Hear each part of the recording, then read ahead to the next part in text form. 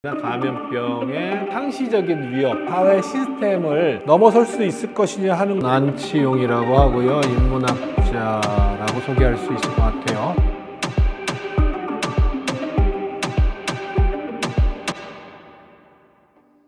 저는 안치용이라고 하고요. 요즘은 영화평론 열심히 하고 있습니다. 만나서 반갑습니다.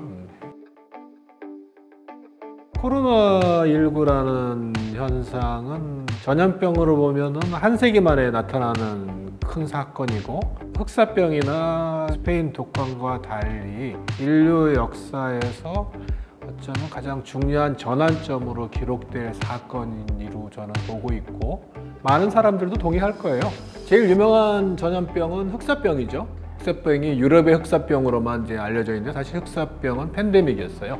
흑사병 시대에는 사람들이 전염병에 대한 또는 감염병에 대한 그 인지 수준이 낮았기 때문에, 중요한 것들은 이 사람들이 전염병을 병으로 인식한다기보다는 재앙으로 인식한 거죠. 심판으로 인식하고, 실체 파악, 팩트 파인딩 자체가 잘못되어 있었다고 볼 수 있죠. 그때는 스페인 독감 때 가면은 어느 정도 팩트 파인딩이 일어나요. 과학 기술도 그때는 어느 정도 생겼고, 스페인 독감 때도 마찬가지로 감염병으로 세계적 규모의 확산이 일어난 건 사실이지만, 당시에는 1차 세계대전이라는 사람들이 대규모로 모이는 그 인위적인 환경을 통해서 스페인 독감이 세계적인 규모로 확장이 됐다면, 우리가 직면하고 있는 코로나19는 이런 거죠.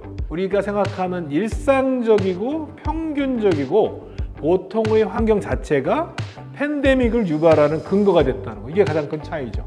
어떤 촘촘한 연결망 자체가 과거로 되돌릴 수는 없기 때문에, 그렇다고 한다면 바이러스라든지 세균 같은 것들은 일상적으로 보편적으로 존재하게 되는데, 그것들이 팬데믹으로 폭발하는 거는 언제나 확률과 기회의 문제가 되는 거죠. 이제는 달라지겠죠. 세상이 확 달라지는데, 촘촘한 연결망 자체를 되돌릴 수는 없기 때문에, 촘촘한 연결망을 일시적으로 어떤 바이러스나 세균을 퇴치한 이후에 복원하게 되겠지만, 항상 그것들이 버블처럼 언제든지 터질 수 있는 환경이 일어날 것이어서, 우리는 언택트를 컨택트와 공존하는 세계를 모색하게 될 거라고 봐요. 근거로는 기후위기라든지 이런 것에 기인한 전염병이나 감염병의 상시적인 위협 이런 것도 있겠지만, 더 본질적인 것은 4차 산업혁명이 우리 인류를 기본적으로는 언택트의 삶으로 끌고 가고 있다는 거죠. 그러면 그 언택트가 갖고 있는 것은 인문학적 용어로 표현하면 소외라는 것인데, 언택트와 소외가 공존하는 가운데 우리가 인간으로 살아가면서 인간을 발굴해야 되는 문제들이 코로나19 시대, 코로나 사피엔스가 직면할 본질적인 어려움이라고 할 수 있죠. 4차 산업혁명 중에 가장 큰 주제는 포스트 휴머니즘이에요. 그러니까 우리가 전혀 다른 종류의 인간으로 가게 될 거라는 거죠.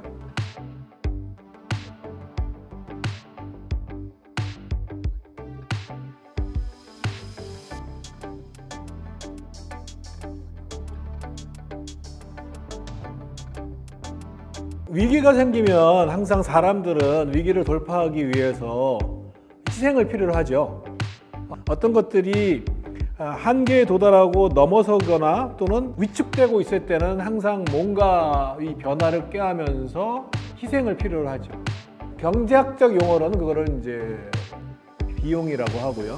자본주의가 편리한 것은 이런 거죠. 그러니까 희생을 비용으로 표시할 수 있다는 거죠. 희생이 되고 또는 비용 처리되는 것들은 항상 그 한계선상에 있는 사람들. 흑사병 때도 그랬죠. 흑사병 때 가난뱅이들이 다 사라져서 좋았다는 이런 기록들이 있어요. 그러니까 힘없고 가난하고 그다음에 권력을 갖지 못한 사람들이 항상 위기 국면에서는 정리돼요. 그러한 과정에서 기존 시스템이 갖고 있는 정보와 신뢰가 힘을 얻지 못하고, 그 다음에 자기들이 각각 힘들어지고 괴로워지는 상황에서 사람들은 스스로의 동기에 의해서든 또는 기득권에 의한 조장에 의해서든 어떤 희생양을 필요로 하게 되고 그 희생양을 사회적으로 소환하고 사회적으로 지목해서 괴롭히는 방식이 혐오인 거죠. 약자를 배제하는 사회 시스템을 우리가 넘어설 수 있을 것이냐 하는 것들은 순수하게 당대인의 의지와 역량에 달린 문제라고 할 수 있죠. 우리가 믿고 있는 신념은 이런 거죠. 인류는 그럼에도 불구하고 항상 더 많은 다수의 자유를 신장시키는 방향으로 발전해 왔다는 것이고, 시스템을 넘어서서 어떤 더 나은 시스템으로 패러다임 시프트를 이루어 왔다는 거죠. 결국 그것을 해내는 힘은 다수의 정치죠.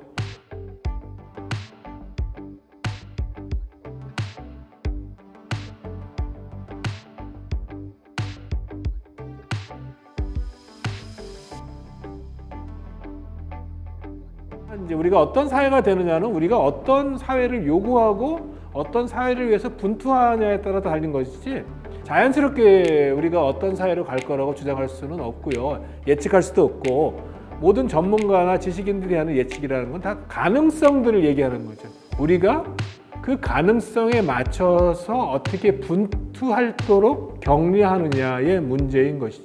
흑사병 시절이나 스페인 독감 때와 다르게 우리는 조금 더 다양한 형태의 토론과 공론의 장을 만들 수 있고요. 그다음에 우리는 또 오프라인에서 광화문에 100만 명이 모일 수 있는 어떤 시민의식을 갖고 있기 때문에 그러한 오프라인에 각성된 힘, 역동성과 언택트로 새롭게 발굴되고 있는 소규모의 다양한 공론의 장들을 통해서 올바른 것, 가치 있는 것들을 계속 걸러내려고 노력을 하는 기회들이 많아지고 있다. 이런 것들은 좀 긍정적으로 판단할 수 있는 요소이죠.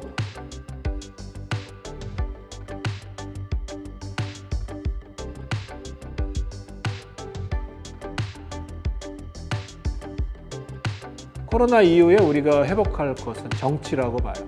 그것은 의회 정치라는 협소한 정치 엘리트들의 티격태격하는 기득권 싸움이 아니라 다중이 자신의 생활과 자신의 생존 조건을 걸고 비슷한 사람들과 연대하면서 그 비슷한 사람들의 삶의 조건에 관심을 기울이면서 행하는 정치, 이런 것이 본질적으로 필요한 거죠. 코로나 이후에 사회를 가늘 향배는 정치라고 저는 단언할 수 있어요.